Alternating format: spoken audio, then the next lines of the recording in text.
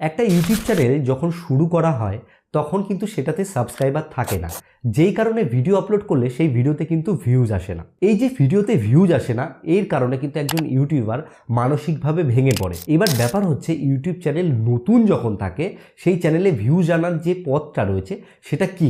আজকের এই ভিডিওতে আমি আপনাদেরকে সম্পূর্ণ একটা প্রসেস শেয়ার করব, যাতে আপনারা আপনার নতুন ইউটিউব চ্যানেলে ভিউজ নিয়ে আসতে পারেন। আপনার যদি সাবস্ক্রাইবার সংখ্যা শূন্যও থাকে তাহলেও আপনি কিন্তু ভিউজ আনতে পারবেন। অলরেডি এই বিষয় নিয়ে অনেক ভিডিও কিন্তু আপনি ইউটিউবে পেয়ে যাবেন। সেখানে বলা হয়েছে যে এই সেটিংসটিকে অন করলেই ইউটিউবে কিন্তু ভিউজ চলে আসবে। তো কোনো প্রকার সেটিংস অন করে কখনোই কিন্তু ভিউজ আসে না।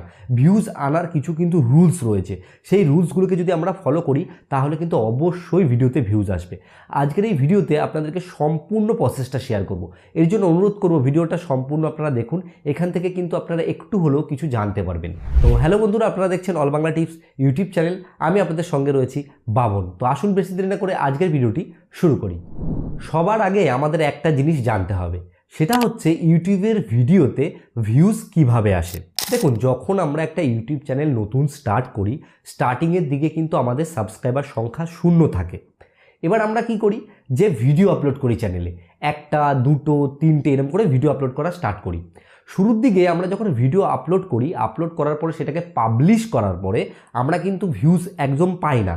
তখন কি করি, সেই ভিডিওগুলোকে আমাদের যেসব রিলেটিভ রয়েছে, বন্ধুবান্ধব রয়েছে, তাদেরকে শেয়ার করি যে দেখ, আমি একটা ইউটিউব চ্যানেল খুলেছি, আমি এই টাইপের ভিডিও তৈরি করছি, তোরা চাইলে দেখতে পারিস। সেখান থেকে কিছু সংখ্যক যারা আমাদেরকে ভালোবাসে তারা আমাদের ভিডিও দেখে এবং চ্যানেলটিকে সাবস্ক্রাইব করে। এরকম করে যখন আমরা প্রতিনিয়ত কাজ করা স্টার্ট করি, একটা সময় গিয়ে কিছুদিন পর, এক সপ্তাহ বা 2 সপ্তাহ পরে কিন্তু চ্যানেলে 100 থেকে 150 সাবস্ক্রাইবার পরিচিত এদিক ওদিক করে হয়ে যায়। এই যে 1 থেকে 150 সাবস্ক্রাইবার আমাদের তৈরি হলো, এই সাবস্ক্রাইবারটাকেই কিন্তু কাজে লাগাতে হয় স্টার্টিংয়ের দিকে। কিভাবে কাজে লাগাতে হয়, যে দেখুন, 100 জন যে আপনাকে সাবস্ক্রাইব করলো তারা কিন্তু প্রত্যেকে ইউটিউবে অ্যাক্টিভ। এবার আগে যে ভিডিওগুলো আপনি তৈরি করেছেন সেগুলোতে ভিউজের আশা করলে কিন্তু হবে না। এখন নতুন আপনি যে ভিডিওটা তৈরি করবেন সেটাতে আপনাকে ভিউজের প্ল্যান করতে হবে। কি করতে হবে, আপনাকে কন্টেন্ট তৈরি করা স্টার্ট করে দিতে হবে। মানে আপনি আজকে ভিডিও দিলেন, এরপর থেকে আপনি কিন্তু সেই ভিডিওটাকে দেওয়ার পরে শেয়ার করবেন না। আপনি ভিডিওটা আজকে আপলোড করলেন, আবার কালকে আপলোড করলেন, পরশু আপলোড করলেন। আপনি কনসিস্টেন্সি মেনটেন করে ভিডিওটা আপলোড করতে থাকবেন। এই ভিডিওটা আপনি মোটামুটি 30 দিন বা 50 দিন আপলোড করবেন, রেগুলার মেনটেন করে। মধ্যেখানে কোন কোন রুলস ফলো করবেন, যে দেখুন, অনেকেই বলে যে টাইটেল ভালো করে লিখতে হবে, ট্যাগ ভালো করে দিতে হবে, ডেসক্রিপশন ভালো করে দিতে হবে, ভালো করে থাম্বনেল বানাতে হবে। এগুলো তো আলাদা ব্যাপার রয়েছে। এগুলো আপনি যখন 30 থেকে 40টা ভিডিও তৈরি করবেন, আস্তে আস্তে আপনার মধ্যে কিন্তু এগুলো ডেভেলপ হবে। কারণ দেখুন, প্রথম দিন আমরা যখন একটা ভিডিও তৈরি করি, আমরা ভাবি যে এই ভিডিওটা পারফেক্ট হয়েছে। ওই ভিডিওটাই আমরা যখন 10 নম্বর দিন গিয়ে আবার 10 নম্বর ভিডিও তৈরি করব, তখন ফার্স্ট ডের ভিডিওটা যদি দেখি, তাহলে দেখবেন অনেকটা কিন্তু আমাদের কন্টেন্ট আপগ্রেড হয়েছে। তো আমরা যদি একটা টাস্ক ফিক্স করি যে আমরা 50টা, 30টা বা 40টা ভিডিও তৈরি করব, তাহলে কিন্তু সময়ের সাথে সাথে সেটা ইমপ্রুভ হবে। এবার চলে আসি সরাসরি ভিউজটা কীভাবে আসবে। দেখুন, এই যে 50টা ভিডিও আপনি তৈরি করবেন, 50টাই নিশ্চয়ই একরকম টপিকে তৈরি করবেন না, বিভিন্ন রকম টপিক চেঞ্জ হবে। এই যে 50টা ভিডিও আপনি কনসিস্টেন্সি মেনটেন করে আপলোড করছেন, তার মধ্যে একটা না একটা ভিডিও 400, 500 বা 1000 বা 1500 ভিউজ কিন্তু অবশ্যই হবে। যখন আপনার একটা ভিডিওতে ভালো পরিমাণে ভিউজ আসবে, তখন আপনি ওই ভিডিওটাকে ভালো করে অ্যানালাইজ করবেন যে কিসের মাধ্যমে ভিউজটা এসছে। ব্রাউজার ফিচারের মাধ্যমে এসছে, সাজেস্টের মাধ্যমে এসছে, নাকি সার্চের মাধ্যমে এসছে। যেই মাধ্যমে মানুষ আপনার চ্যানেলে প্রবেশ করেছে, সেই রিলেটেড নেক্সট আপনাকে কন্টেন্ট তৈরি করতে হবে, আরও বেশি এফর্ট দিয়ে তৈরি করতে হবে। কারণ কি, কারণ ইউটিউবের একটা রুলস আছে। আপনি যখন ইউটিউবে কোনো ভিডিও আপলোড করে পাবলিশ বাটনে ক্লিক করবেন, ইউটিউব কি করবে, যে আপনার যে সাবস্ক্রাইবার সংখ্যা রয়েছে তাদের কাছে নোটিফিকেশান পাঠাবে, এবং তারা যারা নোটিফিকেশান যাদের কাছে পৌঁছবে, তখন ওই তৎক্ষণাৎ যারা ওই নোটিফিকেশান দেখে আপনার ভিডিওটাকে দেখবে এবং ফুল ওয়াচ দেবে, তখন ইউটিউব কি করবে, বাকি আরও কিছু লোকের কাছে সাজেস্ট করবে ভিডিওটাকে।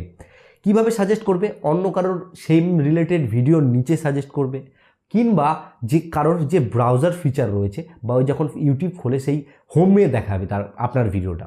এবার যখন এই বিভিন্ন জায়গায় আপনার ভিডিওটাকে দেখানো হবে, সেখানে যদি থাম্বনেল ভালো হয়, ভিডিওর মানে ভেতরে যে কন্টেন্ট রয়েছে সেটা ভালো হয়, সেক্ষেত্রে কী হবে, অনেকেই আপনার ভিডিও দেখবে।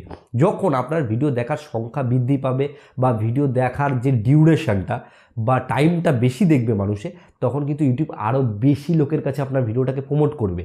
তখন কি হবে, অর্গানিকভাবে আপনার ভিডিওতে ভিউজ আসা স্টার্টও করবে।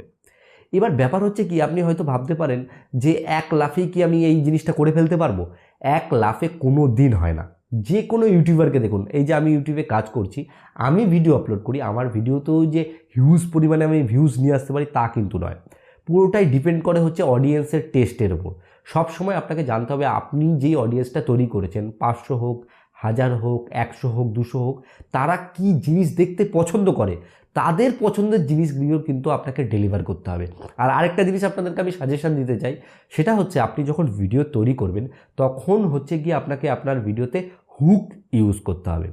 হুক বলতে কি, যে ধরুন মাছ ধরার জন্য কি করা হয়, এক ধরনের হুক ইউজ করে, যে হুকের মাধ্যমে মাছটাকে কিন্তু ফাঁসিয়ে তুলে নেওয়া হয়। সেরকম কি করতে হবে, যেহেতু মানুষের এখন অডিয়েন্সের যে অ্যাটেনশন স্প্যান সেটা কমে গেছে, মানে মানুষ শর্ট কন্টেন্ট দেখতে পছন্দ করছে, আর এই সময় এসে লং ফর্ম কন্টেন্ট তৈরি করতে গেলে স্টার্টিংয়ে ভিডিওর আপনাকে এমন কিছু তথ্য বলতে হবে যে এই ভিডিওর মধ্যে এই আছে, এই ভিডিও দেখলে এই হয়ে যাবে, বা একটা অবাক কিছু ক্রিয়েট করতে হবে, হাইপ ক্রিয়েট করতে হবে, এবং সেই জায়গাটাকে দেখার জন্য আপনার অডিয়েন্স কিন্তু বাকি ভিডিওটা দেখবে। এরকম কোনো ম্যাজিক কন্টেন্ট আপনাকে কিন্তু আপনার চ্যানেলে করতে হবে। আমি আগেও অনেক টিপস দিয়েছি যেখানে আমি বলেছি যে এই এই জায়গাগুলোকে ফলো করলেই কিন্তু ইউটিউবে ভিউজ আনা সম্ভব।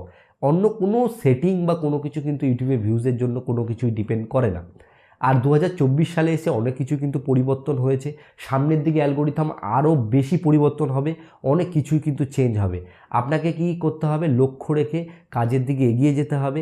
একটা কথা সবসময় মনে রাখবেন, কন্টেন্টই হচ্ছে কিং। কন্টেন্ট যত ভালো হবে ভিউজ তত পরিমাণে আসবে, এবং সবাই যেটা করছে তার থেকে একটু হলেও ভালো কিছু করতে হবে। কন্টেন্টের কোয়ালিটি ভালো আনতে হবে, ভালো পরিমাণে স্ক্রিপ্ট করতে হবে, ভালো থাম্বনেল বানাতে হবে। এগুলো তো কমন বিষয় হয়ে গেছে। এই জিনিসগুলোই যদি একটু লক্ষ্য রাখেন তাহলেই কিন্তু আপনার ভিউজ আসবে। আর একটা কথা আপনাদেরকে অনুরোধ করব, যে যারা এখনও চ্যানেলটিকে সাবস্ক্রাইব করেননি আমার, অবশ্যই তাড়াতাড়ি সাবস্ক্রাইবটা করে দিন, তাহলেই তো আমি আপনাদের জন্য নতুন নতুন আরও কন্টেন্ট নিয়ে আসবো। তো এই ভিডিওতে আর বেশি বকবক করবো না। যদি ভিডিওটি ভালো লাগে অবশ্যই একটা লাইক করবেন।